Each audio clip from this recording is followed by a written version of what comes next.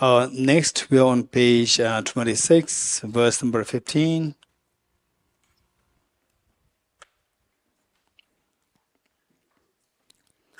The next is with respect to the particularly with the Chittamatrans. There's a great discussion, debates with Chittamatrans. And Chittamatra, some of you may be too new to this, you don't know what is Chittamatra. Chittamatra, the philosophy is again the philosophy which the Buddha taught. Buddha himself taught this. Buddha taught all these four philosophical schools at different times to different audience. And the Chittamatra, to give you the brief idea of the philosophy, it is they also talk about the subjectivity, meaning that everything is your mind. The Buddha taught that all three worlds or three realms are your mind. This is what the Buddha taught. All three realms are your mind. And when I say your mind, meaning that that they are like the reflection in your own mind. Your mind is like the mirror, and everything is like the reflection in your mind. And so there's no externality, meaning that besides the mind, there's nothing as external. And then what we see is, okay, we came from outside, now we enter the room, the teaching hall, we're inside. So this is all what the Chittamatra said, this is your illusion, the illusion that you are having. Actually, there's no external, there's no internal, it's purely your mind. If at all you want to qualify as something internal, external, it is purely internal, there's nothing is external. What you are seeing is just the light, the reflection of the images on the surface of the mirror, and your mind is like the mirror, and whatever is happening is actually happening in your mind. And so for them, subjectivities, everything's if you come to sense that, oh, everything's like my dream, is purely my mind, everything's a reflection in my mind. If this is the reality, if this is a reality, would you call that as purely subjective? This is my question to you. Let me repeat it. If what Chittamatra said is true, that everything's purely your mind, nothing's really outside your mind, so you fall asleep in a small room, and then you dream of the whole world, you're going out and so forth. So all these things what happen in dream, they're all just your mind, nothing is external. So if this is reality, that nothing is there as external, it's purely what your mind, what is reflected in your mind, would you call that as purely subjective? Yes. So this is where because the Chittamatra says that it's purely reflection on mind, there's nothing really outside the mind, and they talk about the subjectivity. Because of this, some of the philosophers, very good ones, they think that Chittamatra is talking about subjectivity, purely subjectivity. Madhyamaka is also purely subjectivity. So this is the same philosophy, but there's a stark contrast there. Anyone who remembers what we discussed earlier, there you can see from where we can see the contrast between these two schools in terms of the philosophy. So although both use the same word, subjectivity, everything being subjective, still they differ in the subtlety of the understanding. So we learned something already. Is there anyone who remembers as to anyone? Okay, Brinslav.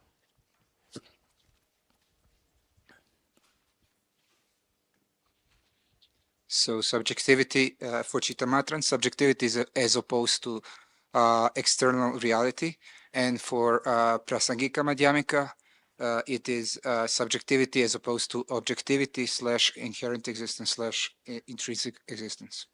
Perfect. Thank you. Is there anybody who likes to paraphrase or who likes to share your thoughts? Quick, anyone? From what we don't say randomly, right? Say something which you've learned before. Okay, Victor.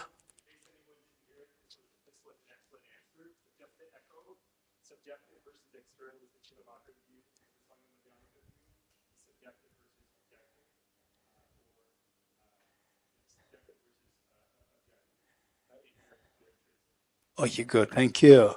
So now everybody heard it twice. So it should be well ingrained in the mind. Good. So although these people are subjective, okay, Anna, you want to say something? Anna? Huh? Yes, please add. That with the Chittamatra view that their mind still exists subjectively. The perfect, very good. So this is a wonderful addition. So what we said thus far was that the subjectivity as opposed to externality for the Chittamatrans, they reject external reality. So what? The Prasangika, they rejects objectivity, intrinsic reality, inherent existence. Still it can be same. They're not same because now this is what addition of Anna, that for Chittamatra, nothing externally is there, but the mind exists as real, as intrinsically real. Mind exists as intrinsically real. And for Prasangika, everything is subjective. There's nothing intrinsic. Subjectivity as opposed to intrinsicality. And some of you may be a little confused with now the end of the word is coming, intrinsic. Don't worry, subjectivity as opposed to objectivity. There's nothing from the object. There's nothing from the object. What about your mind? Mind also is like an illusion. But it doesn't mean that it is illusion. It is not illusion. It is illusion-like. Even the mind.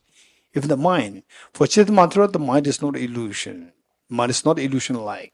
Mind is intrinsic. Mind is objectively real there.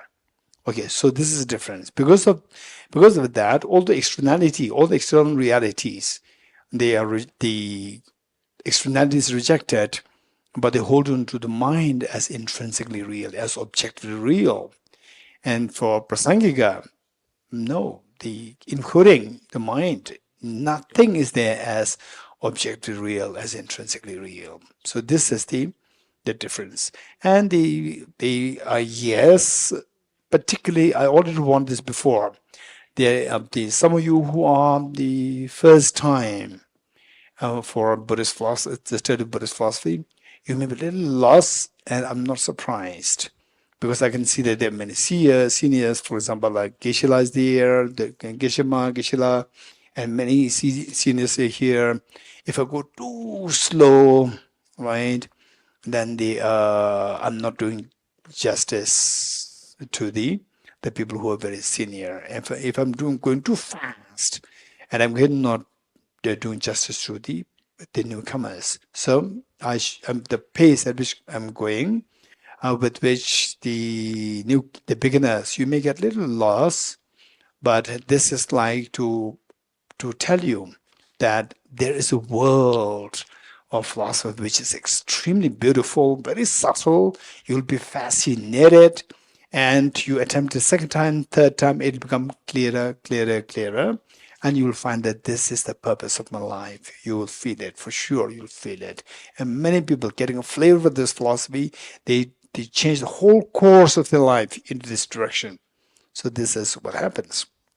So with this in mind, for your easy understanding, let me give you the difference, the distinction between Prasangika's understanding of emptiness, subjectivity, and Chittamatra's understanding of subjectivity. For Chittamatra, the example that I will give you is the mirror and the reflection in the mirror. For Chittamatra, example of the emptiness of externality would be mirror and the reflection mirror.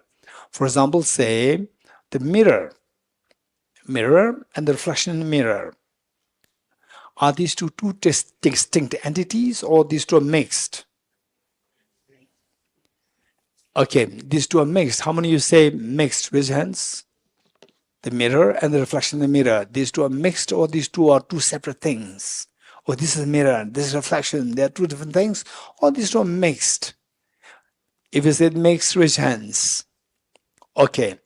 So what do you mean by say not mixed? Meaning that you take out the reflection. This is reflection, and keep it in my right hand, and this is the mirror in my left hand. Can you separate like this? You cannot separate this. If the reflection is gone from the mirror, it's gone. It is no more reflection. So these two are mixed. So So Chittamatra would say that your mind is like the mirror, and everything else, all external things. So whatever that you are seeing, they're not really external. They're the reflection in the mirror, reflection in the mirror of your mind. And the say, how many of you have banged against mirror? Raise hands. How many have banged against mirror? These people who understand Chittamatra philosophy. How many have banged against the mirror? Oh, how many? So you're banging the mirror. Oh, what happened?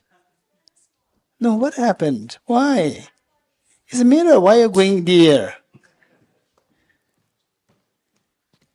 Yeah, when I was a kid, I thought that there's maybe a reflection of me and I wanted to touch it or something like that, and I just kind of banged. Oh, okay. Is there anybody who banging against the mirror when you're already adult? Resents? Resents? Resents? Okay, the girl over there. Why did you bang against the mirror? By the way, what's your name? I'm Divya, and just in the abrupt moment, I didn't realize something, so it just like banged against it. That's it. Did not realize that there's a mirror there. Yeah. Since you thought that there's a space there, Yeah. right? You can go beyond this, right? Actually, what you are seeing is a reflection, right? So it gives the impression that there's something beyond, as external, right? So this is so literally when you realize, oh, these two are same nature, right? Not separate. There's no external thing, right? Okay. So this would be a Chittamatra example. But keep in mind the Chittamatra, the example that they give when Acharya Chandakriti asked them, what example do you have to say that there's no externality, but the mind still exists as intrinsically? So they said, mind is the dream. They give the example of dream. But why I'm giving the example of it doesn't mean that the dream example doesn't fit. Of course, that's just perfect. Dream example is so powerful, amazing and powerful. And in fact, I would say that is so good example for Chittamatra, not only for Chittamatra, even for Madhyamaka. The only thing is that with the Chittamatra, it fits so well that what you see in the dream, they're not real, but the mind is real, even in the conventional sense. For Chittamatra, what they say fits so well here. So why I'm saying the mirror and the reflection mirror is for the reason to distinguish between the subjectivity of the Chittamatra point of view and subjectivity of the Madhyamaka point of view, to make this distinction. Particularly, say, Prasangika. Let's say Prasangika says, yes, there is externality. You're getting it? Yes, there is externality. Yes, your mind is here, external things are there. So many people get confused or get lost when they hear this, that Prasangika is saying that everything is purely mental projection, but externality is there. How? If you accept externality, you're already accepting some degree of objective existence there. So how can you posit externality if you posit things as subjective? So this is where you see the distinction between the Chittamatra philosophy and the particularly Prasangika Madhyamaka philosophy. So for Prasangika, the example that I give is that let's say watching a movie in a movie theater. Say you are watching a movie in a movie theater, and here's a screen. And where is the projector? Behind you. So that do you agree with me that the movie is not coming from the screen, it's coming from the projector? How many agree with me, Resens? The movie is coming from the projector. Very good. And yet the projector and the movie on the screen and the projector, there is a space gap. You agree? You agree? Although the movie is coming from the projector, but the movie on the screen and the projector, there's a space gap. Whereas the mirror and the reflection mirror, there's no space gap. These two are mixed. You're getting it?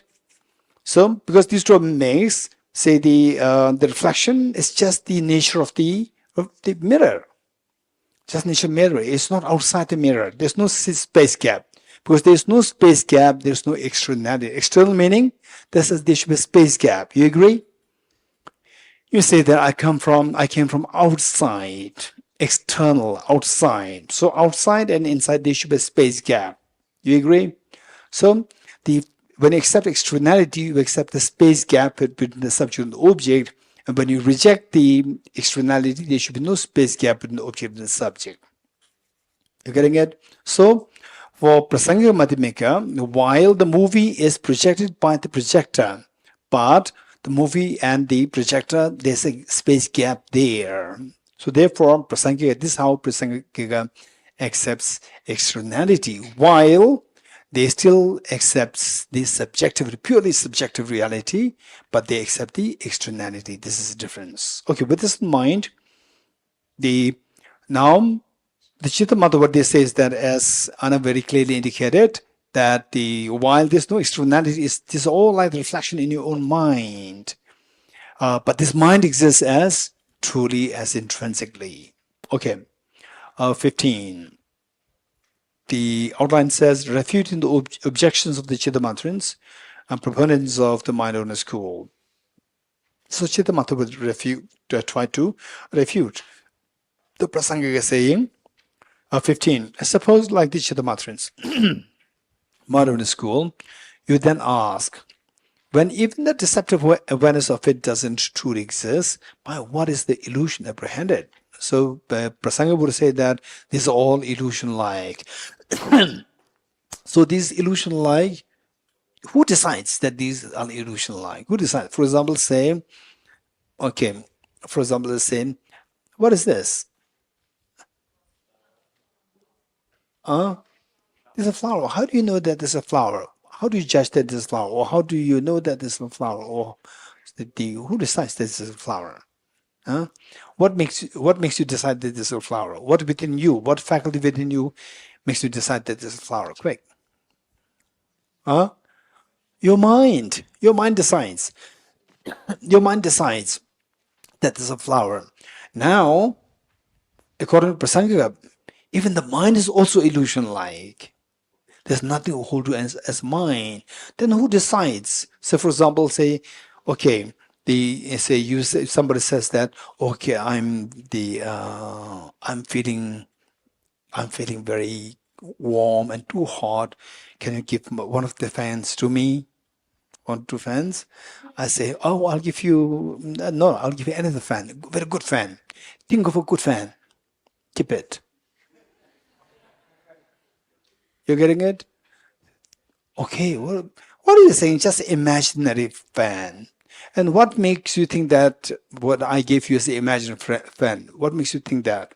Your mind thinks. So there should be a real mind, which decides what is imaginary. So when you say everything is like illusion, there should be one mind which decides that this is illusion. And for you, there's no mind which decides that this is illusion. If the mind is also illusion, then who decides? Right? So your statement that everything is illusion, everything is like illusion is not true. This is Chittamatra's rejection. Okay, how many of you feel that, okay, finally, it makes sense? Raise hands. What the Chittamatra says makes sense? Okay, 1, 2, 3, 4. Okay, 11. You are Prasangika, no? It makes sense, okay. Although they are not perfect. Okay, good. So 11, Chittamatra is not perfect, but what they said is okay, good. Okay, good. So let us read. 15. Suppose like Chittamatra's mind-owner school, you then ask, when even the deceptive awareness of it doesn't truly, when your mind wishes to decide that things is illusion-like, not illusion-like, this mind itself is deceptive, itself is illusion-like. Itself is not real. So, by what is the illusion apprehended? Object as illusion-like. Which mind decides? Which mind apprehends this illusion-like? Your mind is also illusion-like. It does not have the capacity for just to see. One illusion does not have the capacity to understand another illusion. So, what decides? Okay, anyone? How many of you think that your Prasangika raise hands? Or how many of you think that your mind, Prasangika is amazing? Raise hands. Prasangika is good. Okay, Namsala? You are hardcore Prasangika, I know. What answer would you give? Kishla, question, can you please? The question is that if everything is illusion-like, including your own mind, for example, say this flower is illusion-like, and what within you makes you think that this is illusion-like? Or what makes you decisive this is illusion-like? Your mind. Your mind is also illusion-like, according to you, according to Prasangika. So what decides? Because when we talk, Kishla, about illusion, we're negating the fact that it. It's not my question. My question is, for example, say, do you remember what I ate the yesterday morning? Do you remember what I ate yesterday morning? Why not? Because Kishla, I wasn't there. You were not there. You were not there. You're getting it? So therefore, as you don't have a mind to see this as illusion-like, because your mind is also illusion-like. So how do you decide that this is illusion-like? To say that this is illusion-like, there should be a mind to decide that this is illusion-like. You don't have a mind to decide illusion. Your mind is also illusion-like. So what decides? Anyone else? Anyone else? Okay, over there. Your name? My name Roman. Мое имя Роман. Okay. Наш ум подобен иллюзии, но не является иллюзией. И существует причинно-следственная связь. Поэтому наш ум решает, цветок это или не цветок. И все остальное. Hello, Geshe. My name is Roman, and my answer is that our mind is not an illusion. Our mind is illusion-like, and since our mind is illusion-like, the cause and cause-effect relationship validly functionate. So therefore, we need to separate illusion from illusion-like. Very good. So what's the problem? Why the Chittamatras are confused? So they are confused with what? Anyone? So the Raman, your name? Roman. Raman. So Raman gave a beautiful answer, but Chittamatra is confused. So what was the confusion in Chittamatra? Where lies the confusion? Anyone? Tila? Yes. Where lies the confusion? Tila here. Raise hand. Yes. Well, it lies in their inability to understand that an illusion-like mind could validly perceive something, could establish the flower. What made them not to understand the illusion-like mind can perceive something? Because they believed that only an objectively existent mind could function in that way. There needs to be, if it has cause, to be able to be causally effective, it has to be objectively existent. Yes, very good. Anyone else who likes to make things easy? What Venerable Tuna said is perfect. Yes, over there.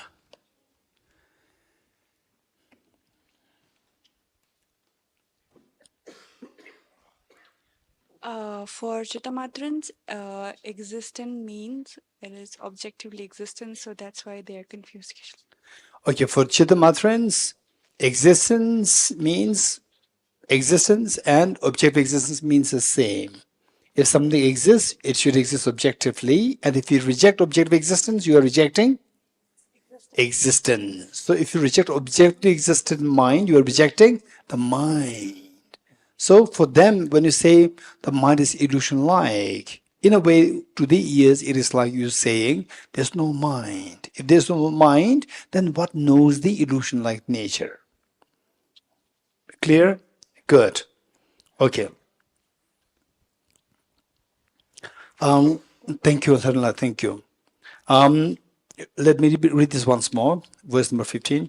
Suppose like the Chittamatrans, when even the deceptive awareness of it doesn't truly exist, deceptive here meaning illusion-like, the mind. Awareness meaning the mind. Mind does not exist. By what is the illusion apprehended? You talk about the illusion-like nature of the objects.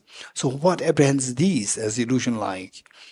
So the answer given is, well, since according to you, the illusion itself does not externally exist, then what is being apprehended? Okay. Now the Acharya Chandrakirti, he rebutted by throwing back the answer to reject his position, saying that for you, say for example, say that my mind, okay, what is your mind doing? You're so distracted. Hey, you're distracted, not distracted. Huh? You're distracted, not distracted. You're very distracted. What do you mean by distracted? Distracted with a flower, distracted with cheesecake, distracted with something else. But there's no cheesecake according to you. This is just imagination, just the reflection in your mind. So what do you apprehend? Your mind. Given that the mind is a subject, there should be object. For you, there's no object at all. Now, Prasangika is asking the Chittamatrans, because for them there's no external reality. There's no flower outside flower there. So what is a flower for them? It's just the image coming to your mind. What do you mean by image coming to your mind? Okay, how many of you are using the glasses? Raise hands. How many of you are using glasses? And the okay, if it is to stop the glare, to stop that's a different story. Otherwise, why are you using the glasses? Okay, Hamale, why are you using glasses? Hamale, Mike? So meanwhile, those who have no idea about why they're using the glasses, they think that is fashion, right? So you have to reconsider. Those who use the glasses, you know the reason. Yes, why? Geshe, because I cannot see the distance object. Okay, so you are young. This is the issue. There's somebody who's like plus 50 and using the glasses. Raise hands. Plus 50 and using glasses. Okay, Deepaji, why are you using glasses? Because there is a vision impairment, Gesala, from both the sides. Okay, short side. We say the short and long. Both sides. Both. Yes. You cannot see close by. Yeah. So when you put in glass, in what way it helps? Yeah, it helps. Yes. How? I It mean, magnifies. it magnifies the It magnifies vision. the letters. Okay, those who are not using glasses, here listen to what Debak just said, that when you read the books, when you read the book, the letters are magnified.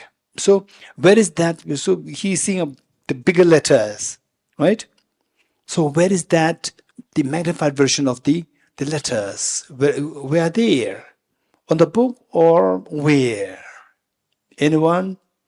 Actually, it is not magnification, Gesala. It is about no. It is about projection of the object at a real focal point, so that I'm able to see the letters correctly. There's no magnification happening here. Are you sure? Show Yeah. me glass. I know what it is like. Is this progressive glass? Yes, mine is a progressive glass. Yes. I show it that to me. I'll tell you. Sometimes people use the all sophisticated machines. They don't know how they're operating.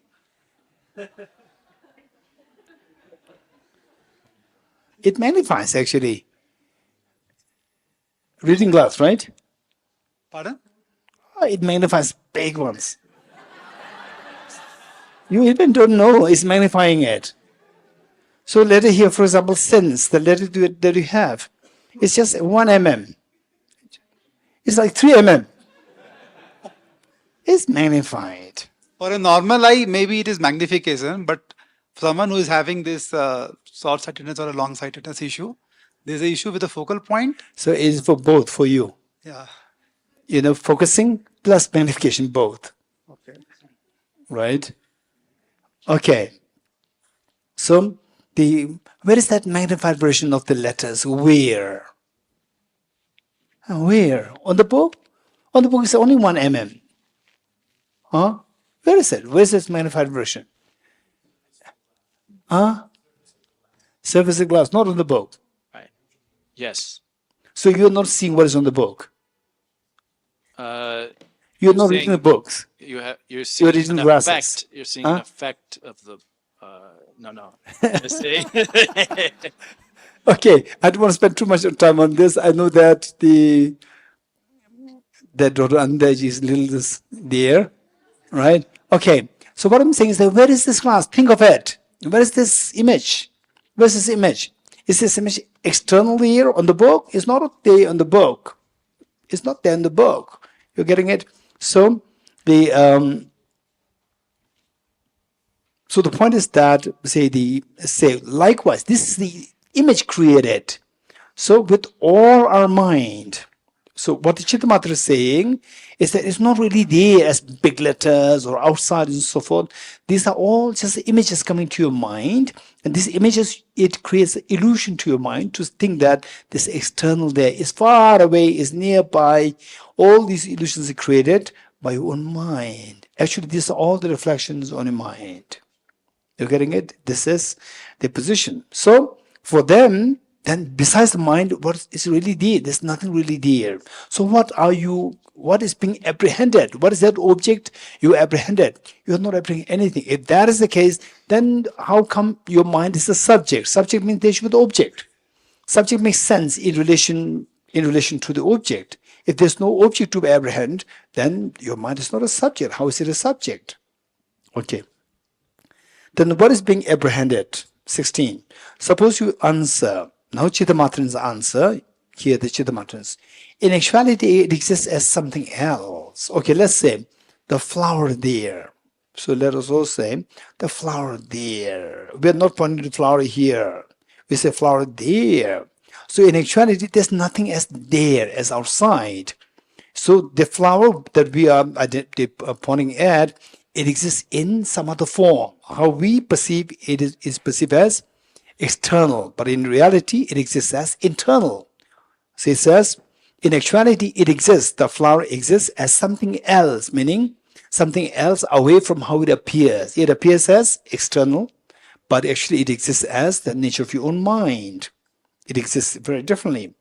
As per which is the very mind itself. So in actuality, it's just a reflection in the mind, and this is nothing different from the mind. It's the aspect of your own mind. The aspect of which is the very mind itself. Well, when the mind itself is like an illusion, then what is being seen by what? Okay. So so when you say that this mind without object, so for Prasangika, when rejecting Chittamatra, for Chittamatra it becomes like just a mind left without object. If there's a mind without the object and it's not a subject, then it's an illusion. Illusion meaning subject which does not exist, because the subject means there should be a mind. There should be object. Without the object, it's not subject. If it's not subject, it's not a mind. So the mind that you are talking about becomes illusion. It's not illusion-like. It's illusion, according to the Prasangika rejecting the Chittamatrans. Well, when mind itself is like an illusion, meaning that, say, just as illusion is non-existent, your mind is also non-existent, then what is being seen by what? 17. The God in the world, in fact, said, okay. And now the Prasangika is saying that the opponents, they will say that, but the Buddha taught. Buddha is your teacher, is my teacher. Buddha taught that all the three worlds are your mind. Buddha taught that the three realms are your mind. Buddha taught it. It's not that we are cooking up. It's what the Buddha taught. Enlightenment taught it. So the Acharya Bodhisattva Shantideva is saying, the guardian of the world, referring to Buddha. The Buddha, in fact, said, mind cannot see mind. Mind cannot see mind. For example, the example given is that the knife, however sharp the knife is, it cannot cut itself. You agree? However sharp the knife is, it cannot cut itself. And the contortionist, however flexible the body is, they cannot ride on their own shoulder.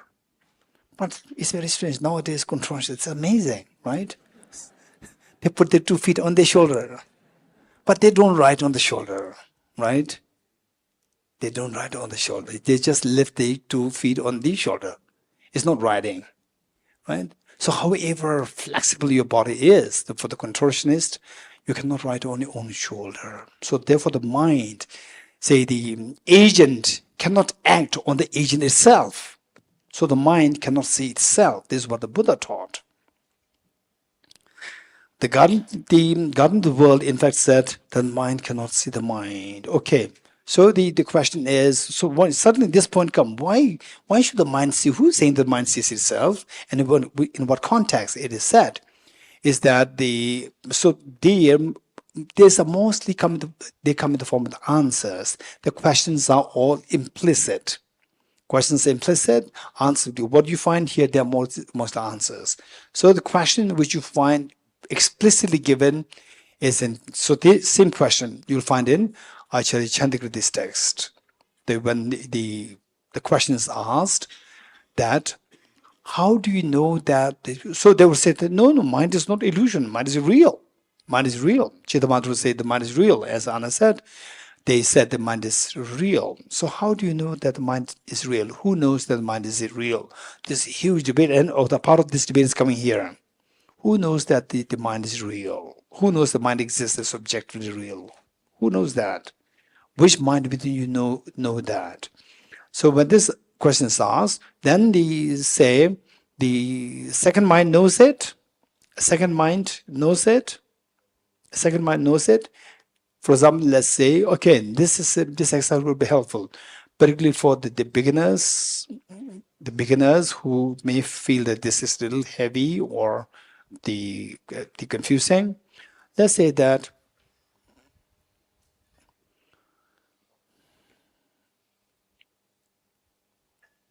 okay, the girl over there, what is your name? Divya. Okay, Divya, what is this? It's a flower, right? If you don't agree, raise your hand, right? Okay, so Divya said this is flower. Okay, now Divya, it's not just the flower. My question is going to be deeper. Don't worry. What makes you think that this is a flower? How do you know that this is a flower? Because I'm looking at the qualities of it, like I can look at what it is through my mind. Okay, your mind knows that this is a flower. You're getting it? So the number one is the, okay, look, number one is a flower. How do you know that there's a flower in my hand? My mind knows it. Now I switch from the flower to the mind. My mind knows it. Wow, you know that your mind knows the flower. You know, oh, look, this tricky part. It can be a little confusing, right? And you cannot reject it. And sometimes you don't want to accept it. How do you know that there's a flower in my hand? My mind knows the flower. So you move from the flower to the mind. How do you know that your mind knows the flower?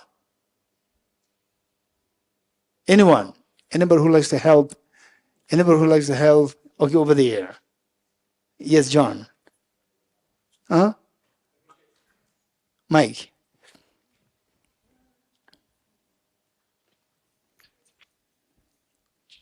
I think that you would have to have a second mind. Okay, so what John is saying is that, okay, the Divya, Jesse, you are the final mastermind. So you decide if what they say is good or not. Flower, you know that because of the mind. Your mind knows because of the next mind. Second mind, right? Second mind. Second mind, which is same time or the next mind, next moment of the mind? Same time or next moment? I don't think I can answer that. I guess it would have to be the same moment. It's the same. At the same time, two minds. At the same time, two minds within you. One which is very angry, one which is very, because they say, embracing, loving, right? Two minds, right? So when we say bipolar, it doesn't mean the two minds are together, right? At one point you're so nice, other times suddenly you become very different. It's not like, the two minds together.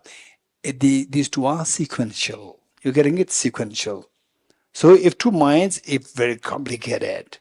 then within the same person, right, there's going to be conflict. Okay, so this mind is known by the next mind.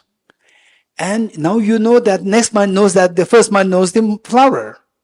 Which mind knows that? You keep going like this, then it'll go ad infinitum. It'll go ad infinitum, meaning that it's going to be infinite regress. Infinite regress meaning that, for example, at the moment is 3:47. 3:47. Say, I asked this question at 3:45. The flower at 3:45. And you say that mind of 3:46. Okay, at 3:44. 3:44 flower, your mind of 3:45 knows it. And how do you know that 3:45 mind knows the flower? 3:40 what? 3:46 mind knows the 3:45 mind knows the mind. How do you know 3:46 mind knows the 3:45 mind knows the flower? So 3:47. 3:40 is right. 3:47 now. So how do you know 3:47 mind knows the 3:46 mind knows the 3:44 mind 5 knows the flower? 3:48. 3:40 is yet to come. This mind is yet to come. You're getting it? So if you go like this, you'll get stuck. So it cannot be a different mind. It cannot be a simultaneous mind. So which mind knows that this flower is there? You getting it? So the only option left is that the first mind knows itself. You don't need the second mind. You getting it? First mind knows the itself. So the mind exists as intrinsically real. Who knows it? Itself knows it. Itself knows this. So they came up with a concept known as self-cognizant mind. Self-cognizant mind. Okay, this is very important. Self-cognizant mind. Rangrik. Okay, my question to you is that if it is completely dark, and I ask you, okay, if it's completely dark and I ask you, what is this? Completely dark. No, there's no light source. I ask, what is this? Jane, what is your answer? Wow, that's amazing. So you have a night vision. Okay, so it's complete dark. William, what will you say? I can't say anything. I don't know. You're getting, I don't know. And suddenly there is the light. The light comes. The light comes. What is this? A ball, singing ball. You're getting it? Okay. So why didn't you know? Why did you not know what was in my hand before? William? Because of darkness, there's no light source. In a way, how many of you agree with William that in order to see this, I need a light source, something to help us illuminate this object? Okay, now let's say that outside is completely dark. So where is this light coming from? That you are seeing this now, where is this light coming from? William? Inside. No, don't really you're yogi. He said inside light. Wow. So, sorry, your question again. Okay. William is deep into contemplation. So all sounds are totally unheard. What I'm saying is that in down, we don't know what's in my hand.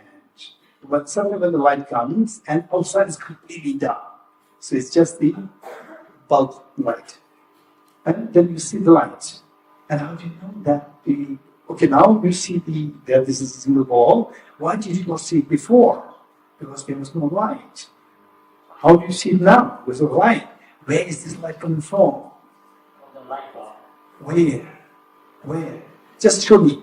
Light bulb is up in the ceiling. Okay, up in the ceiling. So now look, this is a very important question. Not only is this bulb is illuminated, the light above is also illuminated. You will also see the light above. What illuminated this light above? Itself. You're getting it?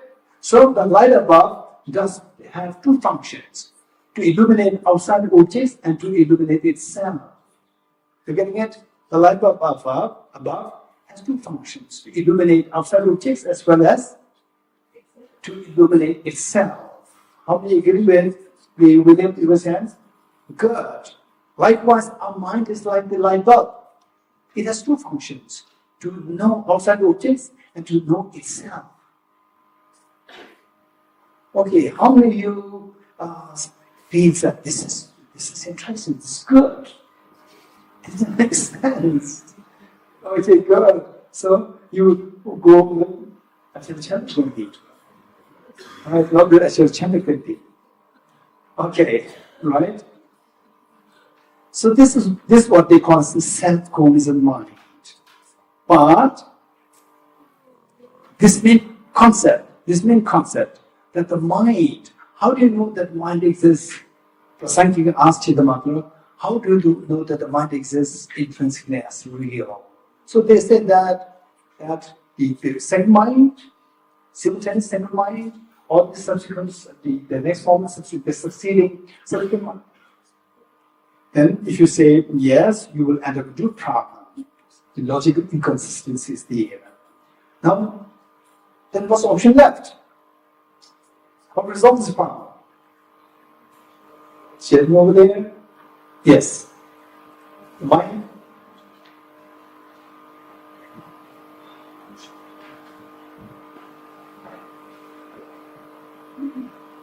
Isn't that why the Chittamatra says there are 8 minds? Say again? Aren't there 8 minds when you look at it from a Chittamatra standpoint? Okay, Chittamatra, in fact, there are several Chittamatras who believe in what is known as Alivijnana. Yes. For them, there's 8 mind. For other Chittamatras, there's no 8 mind. Let's talk from the point of view of those who don't accept Alivijnana. Other Chittamatrans, just the 6 minds. Okay, so then the answer is that the mind knows itself. The mind exists intrinsically real, as real, objectively real, because who knows that? The mind knows itself. The mind itself knows that it exists as objectively real. It has 2 functions: to know itself and to know other things. Okay, so it solves the problem? It solves the problem? You think it solves the problem or no? It solves the problem. Good. So how many think it solves the problem? Okay, the girl over here, your name? Tenzin. Okay, Tenzin is very happy that Chittamatra gave a beautiful answer. And Chef also very happy. Okay, and Devotee? Question 2, Chittamatra. Okay. So, you explained beautifully, Geshe, this self-cognizant mind. It's not the Chittamatra. I got it. Yes. But can we think of the entity which is beyond time, which is continuously seeing everything? Okay. So the thing is that they say, okay, if you feel free, of course, it's up to you. You can think of anything, but and also, let us not just leave it on the speculation level. Don't speculate, but entertain questions from other people. And then they say if there's any logical inconsistencies. When you see logical inconsistencies, then your mind will automatically give up those positions, right? If there's some external agent. The point is that how do you know that the mind exists truly? It's not that how does the Buddha know your mind exists truly? Well, you are saying that the mind exists truly. How do you know that? So there are talk of super consciousness, there are talk of... Their talk is not you know that. You heard that. No, in some of the studies they say they talk about Indian, right? They talk. This is what I'm saying. They talk. This is what I'm saying. They talk. No, they are studying the This is what I'm saying. Studies doesn't mean anything. You getting it? Studies doesn't mean anything. Many of the studies, they are manipulated. You can sell these things. You can pay money to big journals to accept your article. Right? And there should be somebody to evaluate that. Who evaluated that? So in Advaita Vedanta, they talk about that. Okay, so the point is, let us say, how do you know that? This question. You getting it? Say, for example, the Buddha knows everything. How do you know the Buddha knows everything? These are the questions you have to ask. Don't just say that Buddha said it. It is said in the text that the Buddha knows everything. You have to ask, how do you know that the Buddha knows everything? Be open to any questions. Right? Okay. So the next, I'm not seeing anybody else. Some of my eyes are blind. I cannot see anybody. Okay. So then the program is happy now. Okay, so let's see that which verse we are reading? 17. Okay. So then what is that here is that how do you know that the mind exists objectively, as Anna said? How do you know that the mind exists intrinsically? So they said that what? There's a self-cognizant element in the mind. That mind, there's a mechanism inside. The mind has two functions, to know itself and to know other things. So that makes that makes us prove that the mind exists as intrinsically real. We can now further debate. 17. The God in the world, in fact, said, mind cannot see mind. So now, Acharya Chandrakirti, no. Bodhisattva Deva, right? So Bodhisattva Deva is saying that, number one, Bodhisattva is quoting the Buddha because both sides, Chittamatra and Matima, both are Buddhists. And then Bodhisattva is going to give the reason. You getting it? It is the logically inconsistent to accept Buddha's mind, and also if you insist that the Buddha taught it, Buddha said that the mind cannot see itself. Just as however sharp the knife is, it cannot cut itself. However flexible, however agile the contortionist is, it cannot ride on its own shoulders. So these are examples the Buddha gave. Okay. So then the Bodhisattva is going to give the reasons how accepting self-conscious mind is logically inconsistent. 17. The God in the world, in fact, said the mind cannot see itself. Just as the actual sword cannot cut itself, so it is with the mind. Mind cannot see itself. Okay, but one mind can see outside mind. You get it? It doesn't mean that your mind can see somebody else's mind. Buddha's mind can see our mind. Our mind can see, you can say, for example, how you behave. From there, you can see what's going in your mind. But the same mind, your mind cannot see itself. This is the point. So the agent A cannot act on agent A itself. Okay, what am I doing? Hey, what am I doing? I'm patting myself. Who is the agent? Dorji. What is the emotion on which I'm patting? Myself. But if you go closely, my hand is not patting on itself. My hand is putting on my shoulder. These two are different things. So therefore, although we talk about the saying you are hitting yourself, but in actuality, what hits and what is being hit is two different. Likewise, so this hand cannot hit itself.